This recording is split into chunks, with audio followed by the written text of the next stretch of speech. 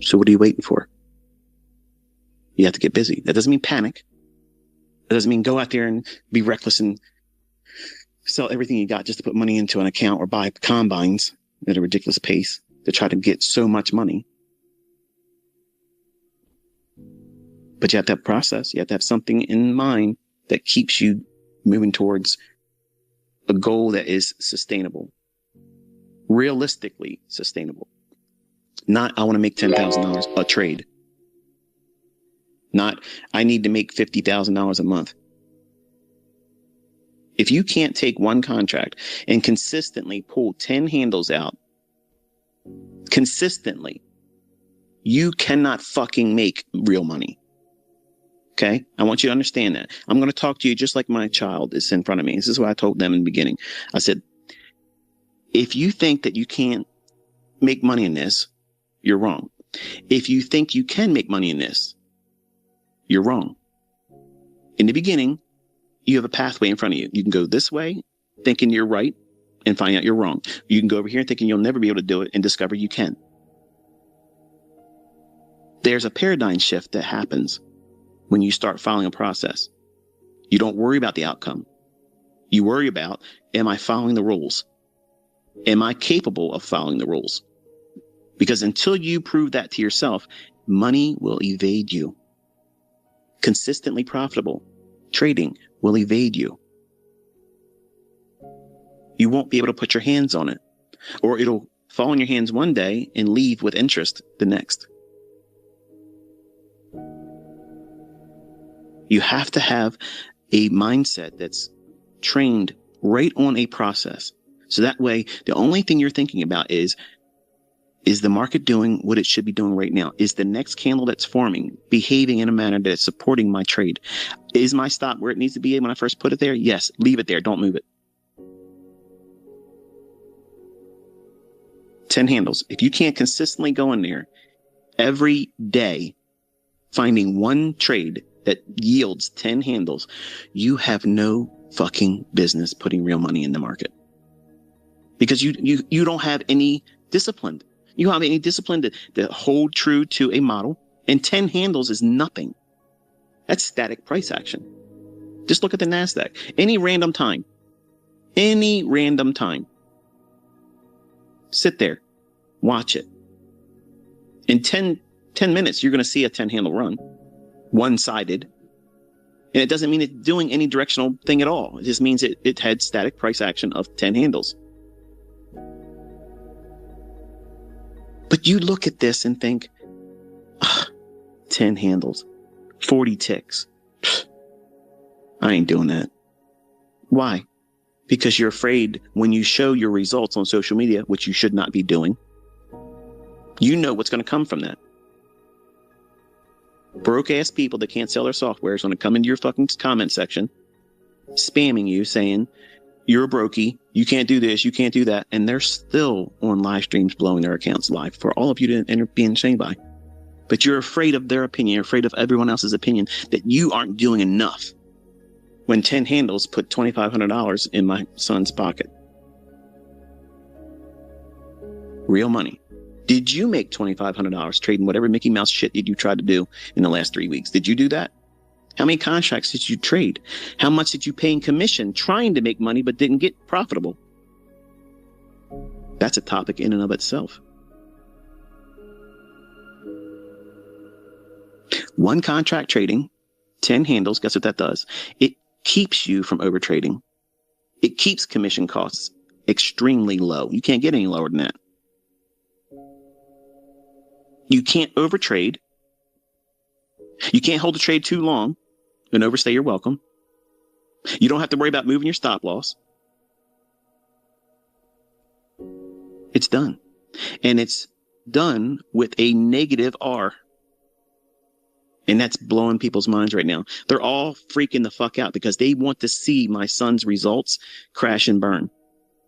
But you don't fucking realize, you dumb fucks, is this is a high frequency trading model that repeats all day long, both directions, up, down, up, down. And this is exactly what I was doing when I ran that fucking MT4 account out and you all think it was a rented server. Fuck you. Watch that video I did yesterday when I recorded it live, when I had my youngest son sitting next to me. I said to him, watch this. We're gonna do something, and I'm gonna share it with everyone else. And I walked you through every candlestick inside of a bullish breaker. That's not Enigma. That's just me reading price. These are my PD arrays. This is me. Enigma, I don't need a chart. I don't need that shit. The turning points, I already know. But a humble beginning, that's necessary. It's necessary because you will be able to look back and see where you came from. And you need to be thinking about how what you're doing right now is everything you're doing at this moment working towards you being financially independent.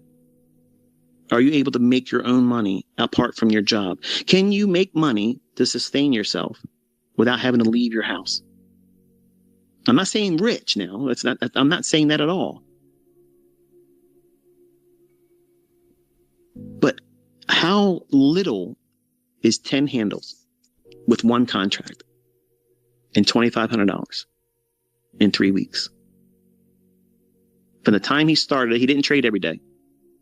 There was a few days where he didn't do anything. I told him, I said, wait to see if they pay you out. Because I was thinking that, the whole thing was through deal. And they put a stay on that. Unless he was going to get paid, there's no sense of doing any more work to build up that account. So once he got confirmation that it was going to happen, then he started trading again. But how less can you go below that? One contract, 10 handles. Would you want to trade 5 handles? I'm not saying you can, but to me, that's a little extreme. I think 10 handles is the minimum you should reach for. Not to say you can't have a algorithm that runs 5 handles, because you can get into a trade, put a 5 handle limit order on it, and just static price that all day long. You're going to have a lot of commission costs. But you can make money with that. To me, it doesn't make any sense to do it. But I could sit there all day long, and do 10 handles up, down, up, down, up, down, up, down, up, down, in the real run and against the run. But is that a good use of my time? No. Because if I can sit when I know the market's likely to move, I can let all that other fluctuation and price action move around. Leave some on the table for everybody else. And I can have a life outside of these screens, outside of the charts, outside of the market, outside of social media, talking to you and making videos and commenting and talking to people and my private mentorship. Like there's only so many minutes in a day. And I allot for them.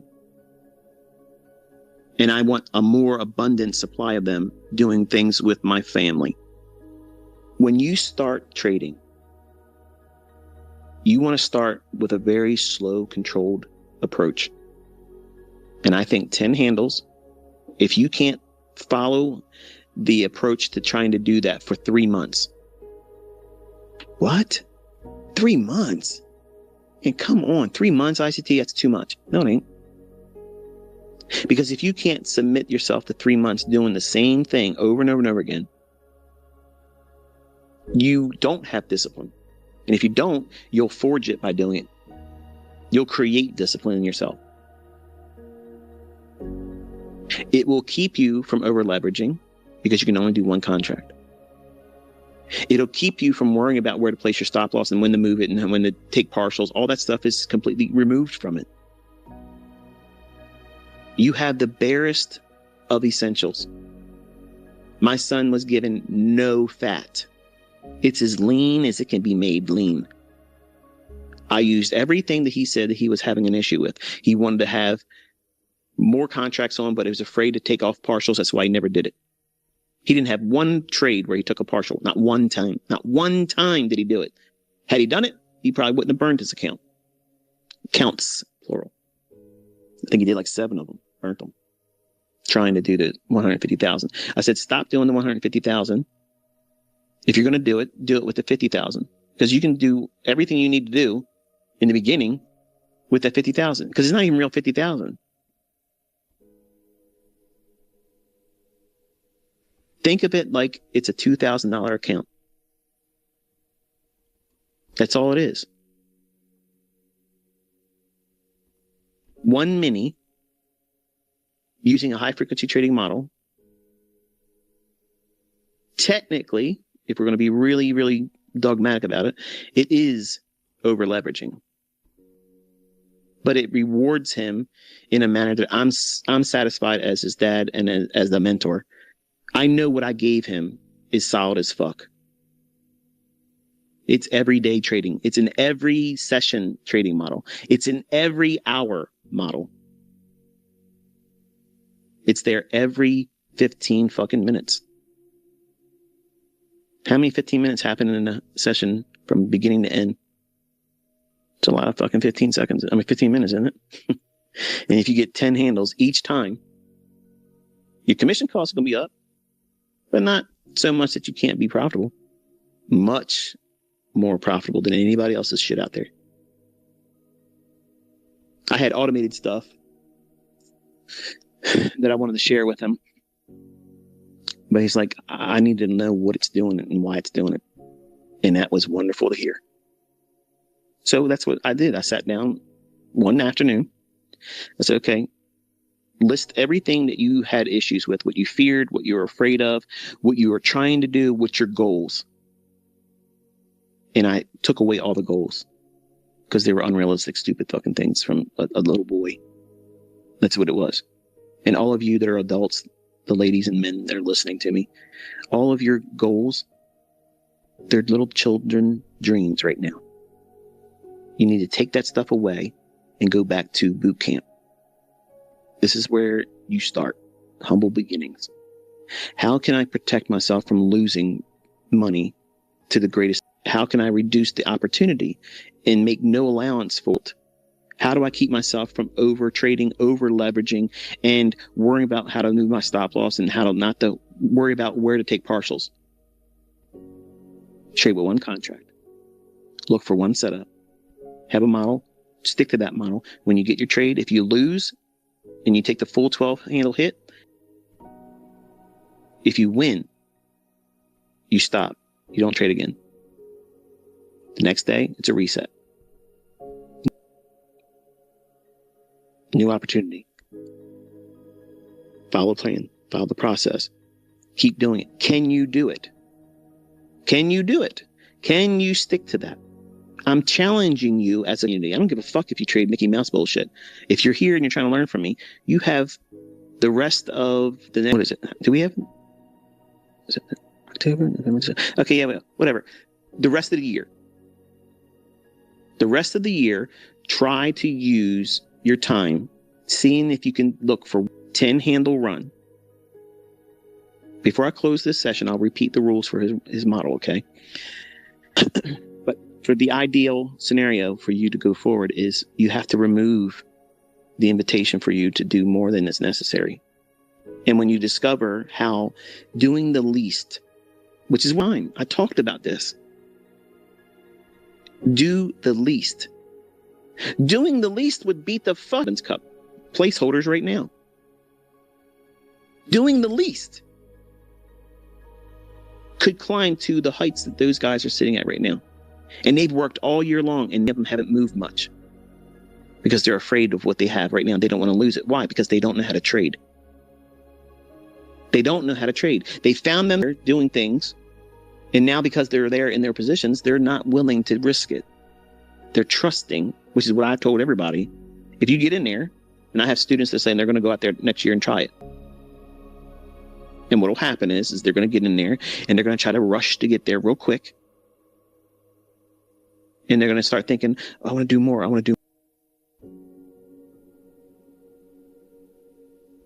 You don't need to do that. You just need to stick to a process and a model that works for you. You get that clean slate in your mindset that all these things that you've piled onto yourself, I have to do this or it's not success. I have to make this much money or it's not success. I have to live up to this people on social media's expectations of me or I'm not going to be viewed as a successful ICT student. Fuck these motherfuckers. Fuck them. Even the people in our community are fucking too opinionated. Shut your fucking mouths. Shut the fuck up. Mind your own fucking business. You have no idea how impactful it is on people that are brand new that are coming here that are having a wonderful opportunity laid before them for free.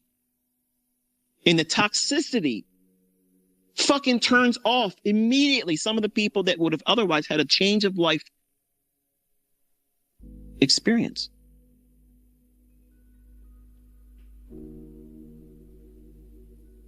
See, some of you miss what it is I do and what I'm responding to. These asshats that talk shit about me, I'm not physically losing sleep over this, and I'm not selling anything, so they're not taking sales from me. The only thing it's doing is bringing more traffic to my YouTube channel. Talking to the people that are on the fence that may read these people's bullshit. And I'm just challenging you, take a little bit of your time that I'm not making any money off of. Try what it is I've taught. If it doesn't work, believe whatever you want to believe about me. Believe whatever the fuck anybody else says about me that's negative. Believe all of that shit. Go ahead. And feel good walking away from it. I want you to feel no guilt.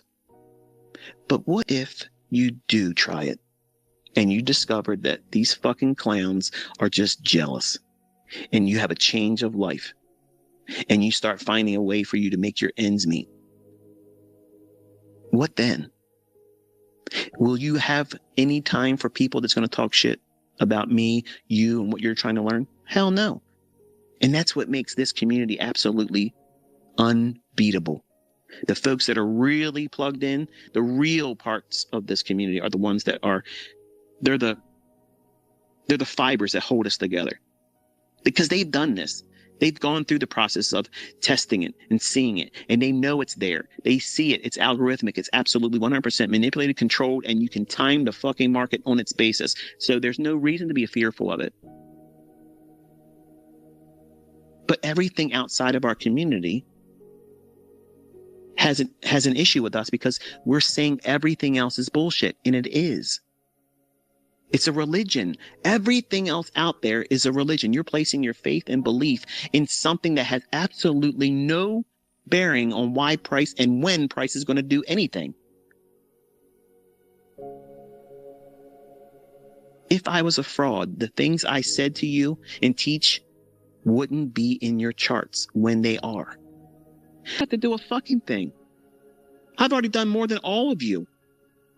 All of you. And when I talk like this, I'm talking to the people that are afraid to make a time investment. You see these people say, oh, nobody's making money. Well, look around, motherfuckers. They're all over the place. You see their face and you hear their voices and you see the companies paying them. But there's no fucking profitable students. Nobody's making money with this stuff. You're fucking liars, man. You're liars. And that's the wonderful thing about social media. It preys on the fucking laziness of people. Oh, if this person said that about it, that must be true. You allow. That's what social media has been designed for. It's been engineered for that very thing. It's brainwashing. And your fucking IQ level is a fucking testimony that you believe in everything that you fucking hear without testing it yourself.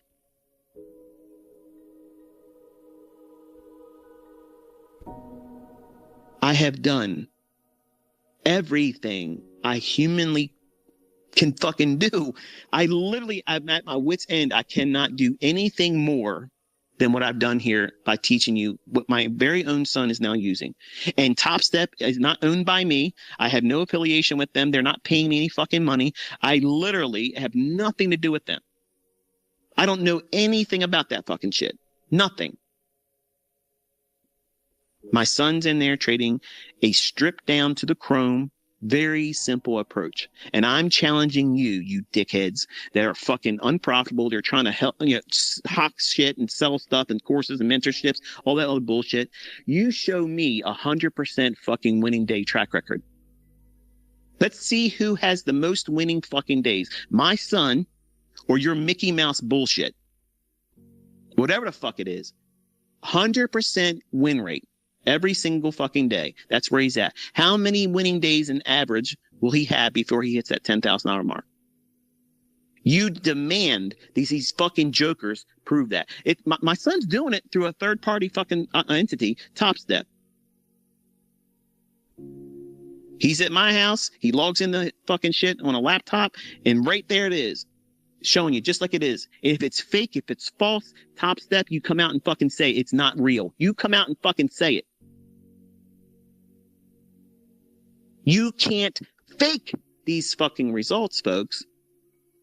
If it's being done on a live account, it's fucking right there. It's not demo. If it's being done in everybody's into this funded account shit, okay, wonderful. Maybe that's the reason why the Lord said and spoke to Cameron and said, I want to do that. Maybe that's his way of doing it because he moves in mysterious ways, right? Well, there it is.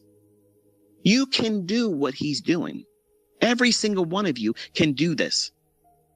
Every single fucking one of you can do, but you're in your own way. Some of you are in your feelings. Some of you are fucking scared to death. Some of you believe the bullshit, the drama fucking marketing these fucking people are doing because they can't draw attention to their fucking channels without having this kind of stuff.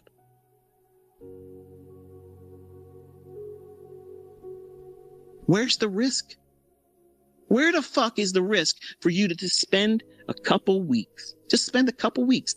Commit to 4 weeks. I promise you, if you spent the 4 weeks doing what I'm telling you to do, you'll be convinced that it's worthwhile sticking with it. And it costs you nothing. And if it's fraud, if it's fucking fake, it doesn't work, if it fails, show us what you did. So that way we can see that you made an honest attempt instead of going out on social media. Like I had a student that fucking left, tried to do Algo Box. He come out there and did all his bullshit because Benny said, do this, and I'll give you free access and blah, blah, blah. He bought his little fucking computer, had all his fucking charts up there, and he was showing his market replay reports, and he's talking all kinds of shit. Well, guess what? He's turned his fucking video channel off. All his videos are fucking made private because I guarantee you, like I told him privately, I wish you luck at what you're doing, but I already know what your problem is you. And where's Algo Box success story in that? Crickets, motherfucker! Crickets, because it was the student's baseline issue himself. Some of you are just not going to be able to do this. It matters not who's teaching you what, period. But that's the discovery. You have to find out what your character flaws are. You have to go through that beginning process. And some of you have to go through that a lot longer because you don't want to let go of the painful fucking problematic issues that are plaguing you and preventing you from finding the fucking success that you think you deserve and want, but you're never going to obtain it because you can't get out of your own fucking way. That's the reality. That's the unfucking sugar-coated fucking way of telling you. And some of you get offended.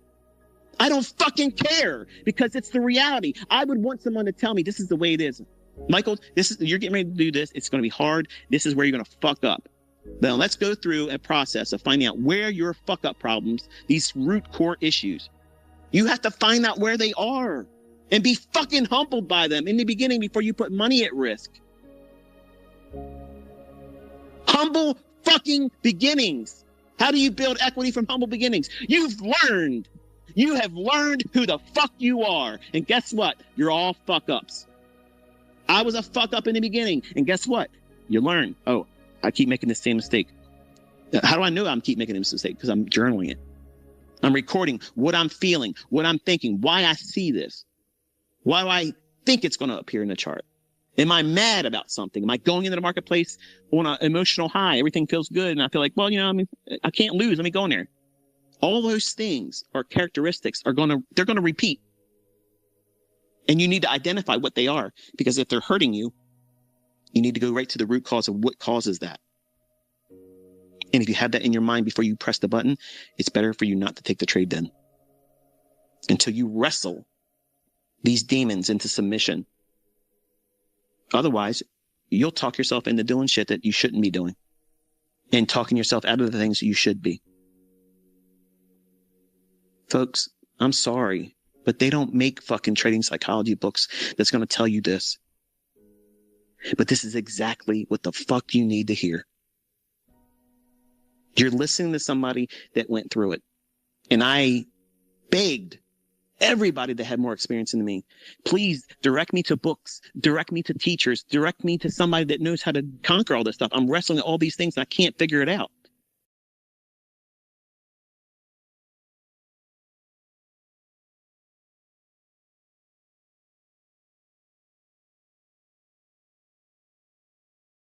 When you have these equity highs that you slip away from and you have drawdown, it literally feels like you're walking up to a mountain and you're looking up, getting a kink in your neck as you look up at the height, and you tell yourself, I gotta get all the way back up there. When before, when you were building it up, you didn't look at that like that. You were just trying to take one trade at a time. It was just one step at a time, like a rock climber. Where's my next foothold? Where's my next gripping point? That's all you cared about. You're doing the right thing. That's following the model. Now what's happening is when you are in drawdown, you're looking up at that mountain, that peak that you slid down from. And you're thinking, how am I going to get back up there? Well, fuck. How did you get there the first time? Incremental, modular steps. Basic, boring, following the rules, doing this, expecting that, doing this, expecting that, one piece at a time. Think about it. Before you go into drawdown, you're not trying to do crazy shit. You're just trying to do what's the next trade. Do that. Stop. Make your money, be done, turn the charts off, wait for the next session, wait for the next trading day. It's business. But now you're looking at that same business that you now have a loss. You're in drawdown. You're looking up at that old equity high, and you're telling yourself, this is going to be so hard to get back up to that. I just want to get to it really, really fast. And you're wrestling with these impulsive feelings that you got to get in there and just do really big trades because you just got to get through it. The quicker I can climb back up there, the better. When that's absolutely the worst mentality to have. You need to tell yourself the same thing you did before. I'm going to find my next setup based on the model. I'm going to risk less money. I'm submitting to the idea now because I have to do this at a longer duration. I've pushed my finish line further away from me in time because I've created this drawdown. The drawdown is it's not an end of a career. It's a struggling point you have to wrestle through, yes. But the wonderful thing is, once you go through that first drawdown and you mitigate all of that, but you do so correctly. The worst thing you can do is go in there and YOLO, you only live once type trading, to try to get it all back in one fell swoop. It's over. Because what you'll think to do that by luck is that you're better than you really are. And that drawdown has not had any lasting impression on you to prevent you from being reckless in the future.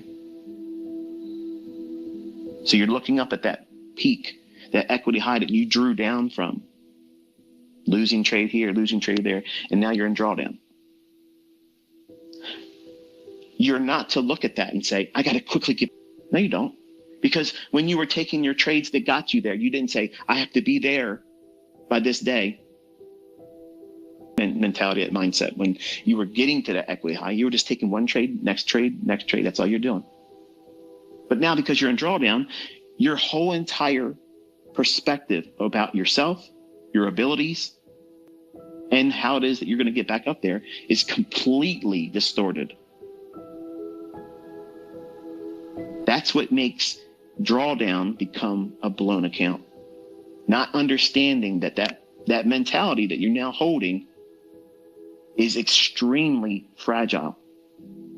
It's so brittle that the next trade you put on, you're going to be so hypersensitive to every little fluctuation that it's going to make you scared.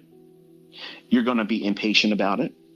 You will not be willing to sit through being hit again.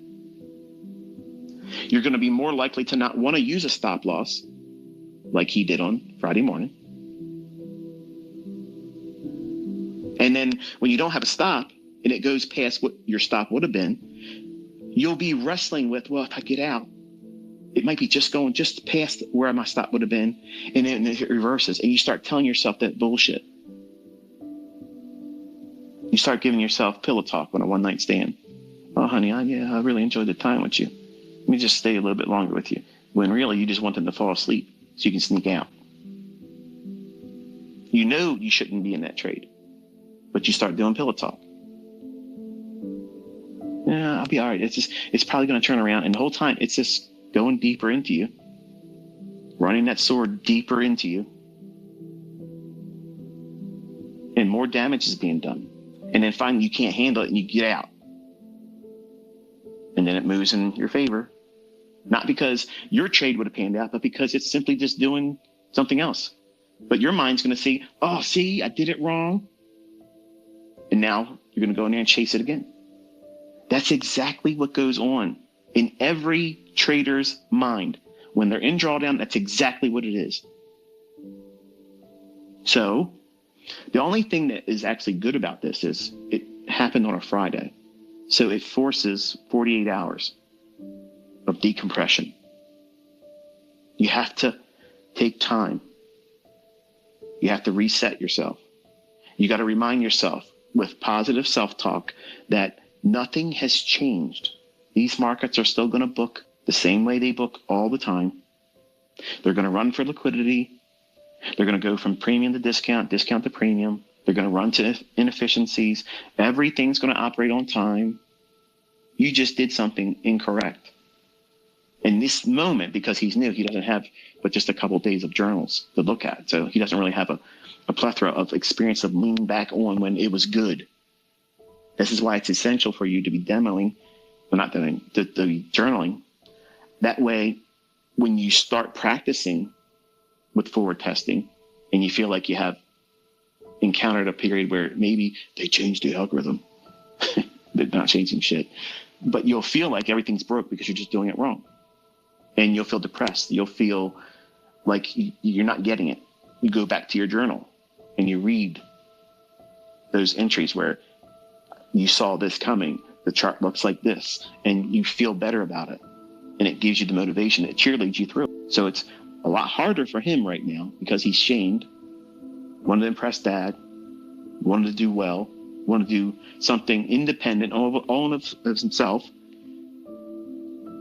And then he did that. And I told him, I said, listen, don't be afraid because you did this to be able to go forward. Don't let it bog you down to make you feel like you're going to never be able to do this, because you're going to tell yourself all this weekend that you made a mistake and you want to be able to go back in time and never have done it.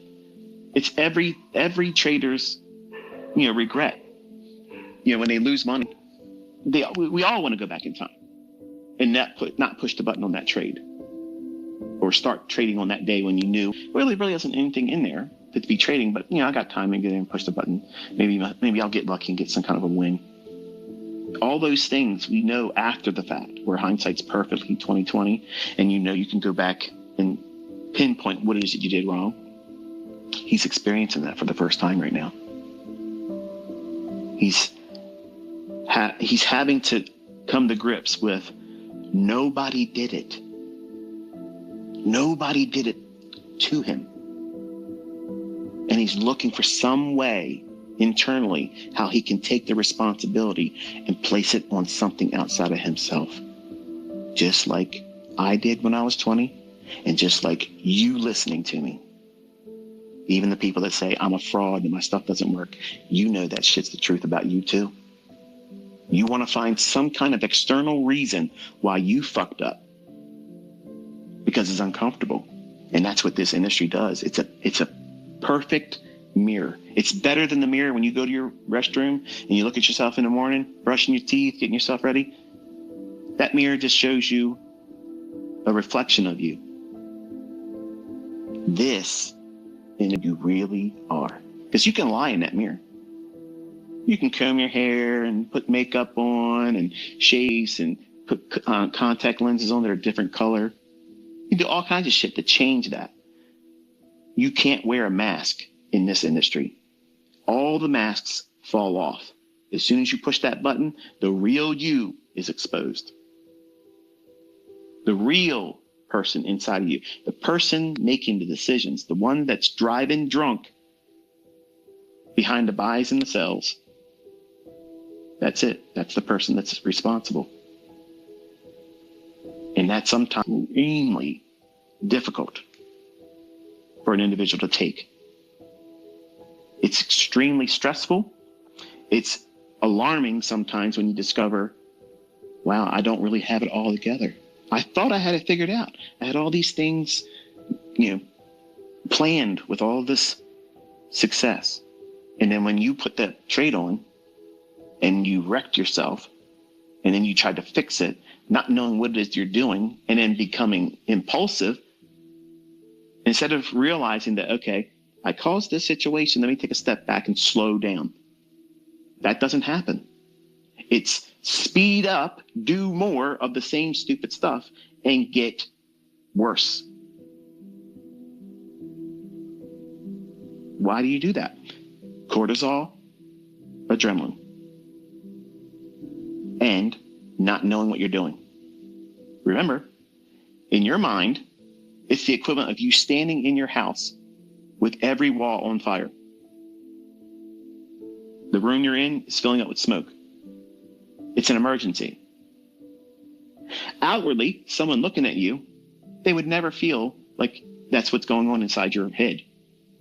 They happen to walk by, look at you at your trading desk. Yeah, you're in drawdown. Maybe you're not smiling, but they don't feel like you're going through any kind of emergency.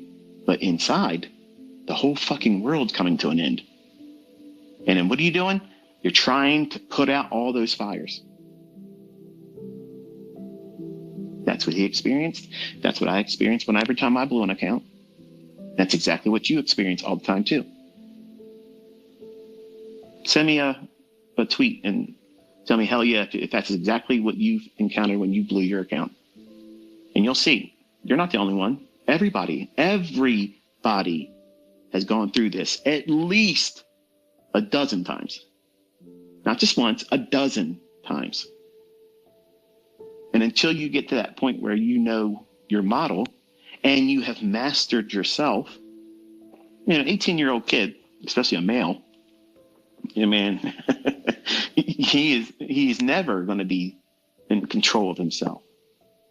Not at 18. There's too many chemicals, being pushed through his natural development. I mean, he's at the peak of his testosterone too, so he feels like he can do everything, like he's superhuman. And that's why it's a little bit harder of a prick to his ego and pride when any failure comes, because he thinks that it should be the same feeling he has when he does anything else and succeeds at. So to be humbled, it's good for him to learn like he's learning right now.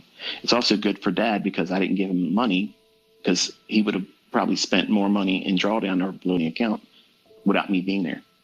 So in a lot of ways, I'm very thankful that he took this initiative to go this route. And I think that's the reason why he wanted to do it, because he knew his own impulses. He had it in his head.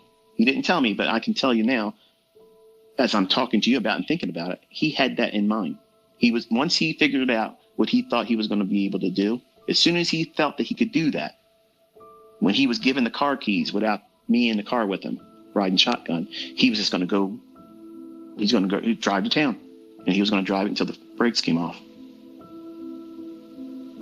And thankfully, he ran out of gas. And that threshold that they put you through, or two, and stop you, that's what he hit. So he didn't go off the bridge, but he hit a tree. So now he has damage that he has to get corrected. Still has the car to drive, $149,000 of that funded account thing, but I think it's like 147 something. Okay, but he has to be very careful. And I told him, I said, you got to listen and don't do anything apart from me being next to you. You don't have to do a reset, because he was saying that's worst case scenario, Dad.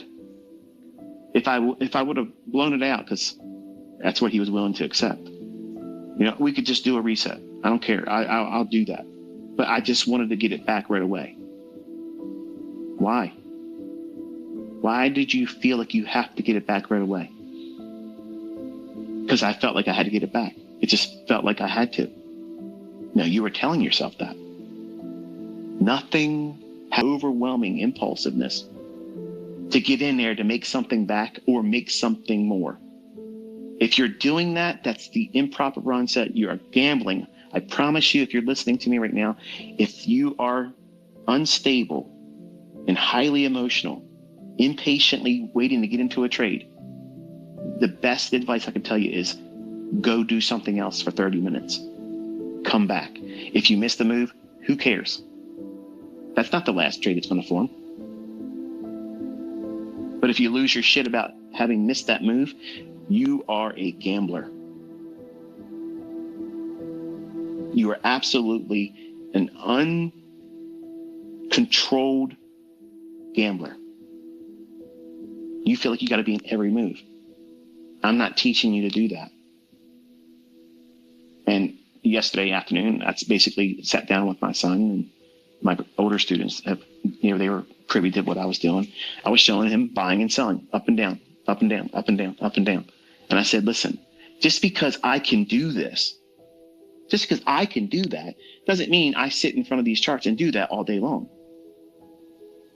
I want to pick my shots. I want to be able to do what makes sense to me. And the trade I know is likely to occur, and I'm not in a rush to get into, and everything lines up, and I have all the signatures I'm looking for, they're the ones I tweet to you. They're the ones that I'm going in and telling you, okay, I'm going long here. I'm taking a short. And they, boom, take off. Well, there's one. I did lose one. And I see people tweeting all the time, you did that on purpose. You took a, no, I got it wrong that day. No, I'm not infallible. I did it wrong. But most times I'm not doing it wrong. I'm calling it before it happens, and there it is. But I showed him, I said, listen, just because I can do that doesn't mean I go in there and go hog wild with it. It's not necessary. You need to master yourself. Just because you have the sword in your hand and you can swing it all around doesn't mean that that's what you should be doing. You should keep it in its scabbard, unsheathe it, do one stroke. Iaido. It's the art of drawing a sword. You pull that blade out. As you're drawing it, it's also a cut. You remove the blood and then put it back in the scabbard. The cut and the drawing of the sword is all one motion. You're not out there like Jason Voorhees in Friday the 13th fucking swinging around like a machete, trying to cut everything. And that's exactly what you become, a crazed, homicidal fucking psychopath when you're in drawdown. You literally have a machete in your hand and you think every candlestick's a fucking tree that you got to chop down. This is the one I'm going to do next. Oh, yeah, you printed that? Let me go. And the whole time, you're hacking yourself up. You're not cutting anything down except for your equity base. And you don't even realize it because you're a crazed homicidal maniac because you did it to yourself. And you're looking at it like somebody else did it to you or something else did it to you. And you did it. You have lost the plot. You've lost control of yourself. And the only thing that fixes that, time. You have to separate yourself, move away from the stimuli that's causing you to want to do those things. Ground yourself, let the adrenaline and the cortisol burn off. It's going to take about a good 30 minutes. Cortisol lasts a little bit longer than the adrenaline. Adrenaline, several minutes and it's gone. Cortisol, it takes a little bit more time to burn that off. And then once you are in a proper state of mind, then you can deal with other things in your personal life and not be so snappy and punchy, ready to fight and have an argument. You won't feel like every little word that's being spoken to you has needles on it, pricking you. You won't argue with your spouse. You won't yell at your kids. You won't kick the dog. You won't get fired at your job. But when you're looking at that drawdown and you're staring up at it like it's a mountain that you're never going to be able to climb back up, and you have to hurry up and get back up there, like that's the thing that has to happen. Stop and listen to me for a second, okay? Nothing has changed. Everything is exactly the way it is right now and how it was exactly the same way when you were at the equity high. The system, the concepts, the methodology, and the way these markets book have not changed. The only thing that has changed is your perception about yourself, your own ability, and what you're going to do next. See, you have a sense of heightened concern. You had a house fire. You want to hurry up and get your house restored. Does it happen like that in real life? No. You lose some things that you can't get back. That sense of, I'm doing everything right, this feels great, this is a lot easier than I thought it was while you were making that equity high. Now you have lost. You didn't need to second guess yourself in the beginning, but now you have to second guess yourself.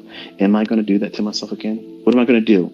If this trade turns against me, how am I going to feel? See, now you have that in your mind now.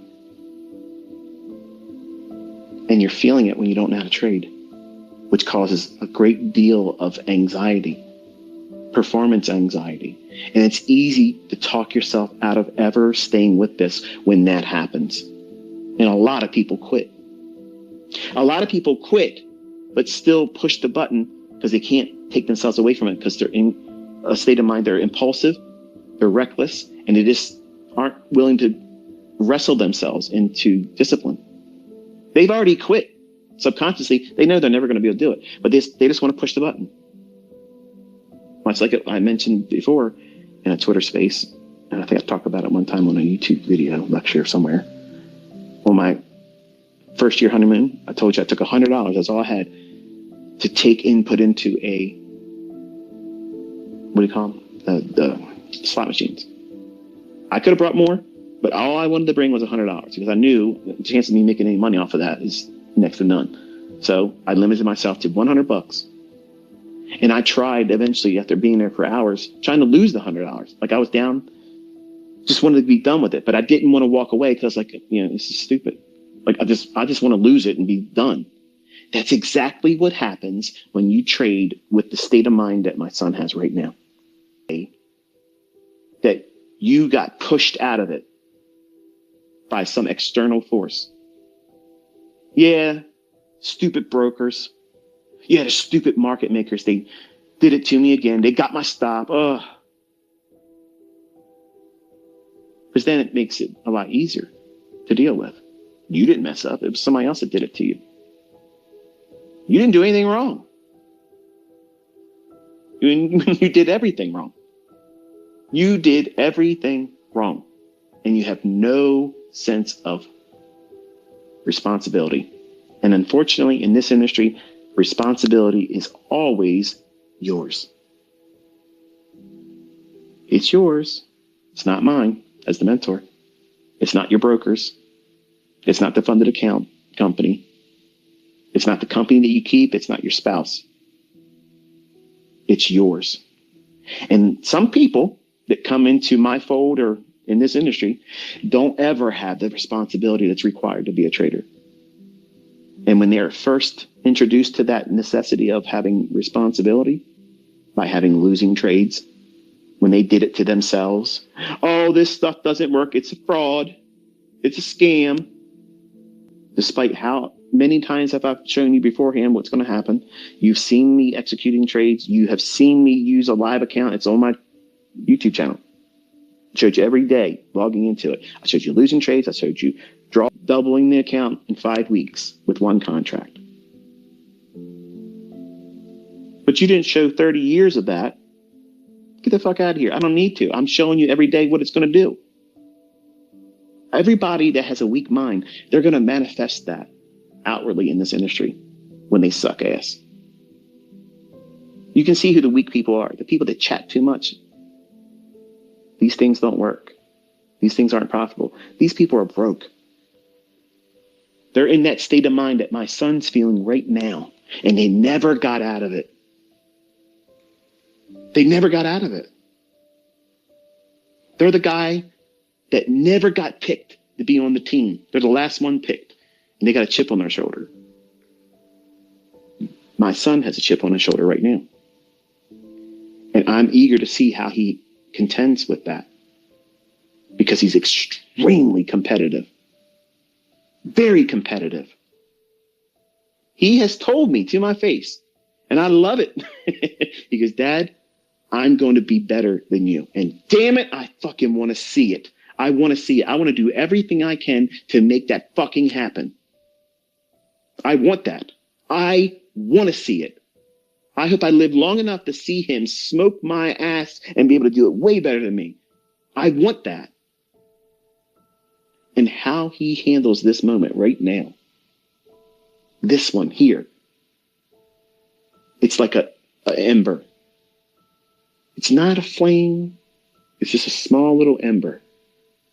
And I'm trying to handle it extremely delicately. I don't want it to go out, but I also don't want to drop it into a combustible liquid that would turn into a wildfire, because then you get reckless, screw jobs like you see on the internet. They're just wired differently now because they're bent.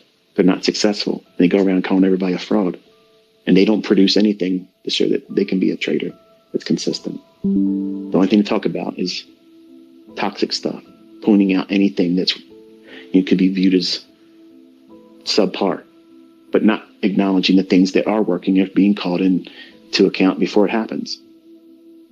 I want to keep his passion burning. Like, I don't want to smolder it, which is why I said earlier, I want to jump his ass as his dad. Like, you fucked up, but it's not the right time to do that.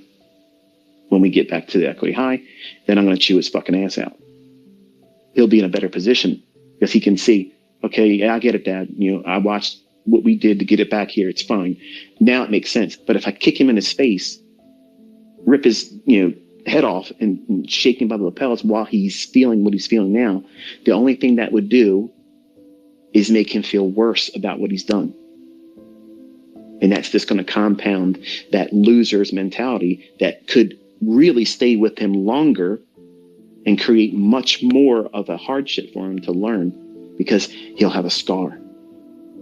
See, he's not looking at me as the reason that I didn't inflict the scar that he's going to have. I didn't create that for him.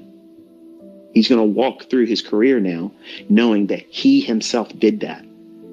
So I'm allowing this condition to do what it does in everybody, but also I'm going to coach him, encouraging him along as his dad and also as an inner circle trader. Yes, it sucks, but you got to fucking suck it up, Buttercup, because this is exactly what it's like the rest of your fucking career. When you go into drawdown, it is never fun. It's not fun, but I'm not, I'm going to lose my mind. I'm losing money. I have a losing trade. Oh, this sucks. Fuck that. Okay, I got that one wrong. What am I going to do next? Done. Handled. I have a process. He doesn't have a process. You didn't have a process when you went into drawdown, and then when you eventually blew your account. You had no process. You were in that burning house, and you were trying to put out the house fire because you didn't want all of your loved ones' things and your things, the things that you treasure in your life, you didn't want to see them all go up in smoke because you can't replace them. That's exactly what you're thinking about with that equity high. You think that's a family heirloom that you can't replace. The fuck out of here. That thing is something that you're going to go past. All this is a slingshot. Drawdowns are a slingshot.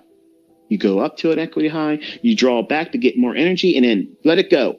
Boom! New equity high. Eventually, you draw down again. Okay, that's no problem. I'm drawing down like a slingshot. And then, boom! New equity high. That's how this shit works.